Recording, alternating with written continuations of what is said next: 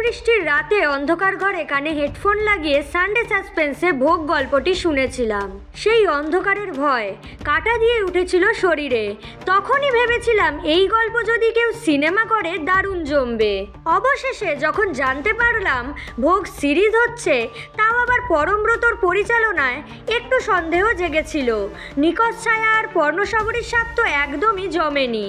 তবু আশায় বাঁচে চাষা ভেবে রাত 12টায় বসে পড়েছিলাম সিরিজটা দেখতে।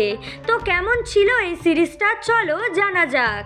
অনির্বাণ এবং শুভাশিস মুখার্জির অভিনয় আউটস্ট্যান্ডিং লেগেছে, আর ব্যাকগ্রাউন্ড মিউজিকও গা ছমছমে পরিবেশ তৈরি করে। সিরিজটায় দেবীর সবুজ রঙের মুখে মেকআপ লাগিয়ে ভয় দেখানো, কিছু উদ্দেশ্যহীন চরিত্রের ঘোরাফেরা, আর ক্লাইম্যাক্সে একেবারে হাহাহিহি কান্না সবই ছিল।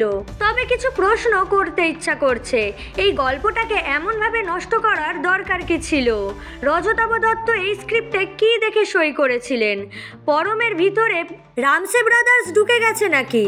পার্ণ মিত্রর চরিত্র নিয়ে আলাদা করে কিছু বলছি না, কারণ বললেই বোধহয় আরও বেশি হতাশা ঝরে পড়বে।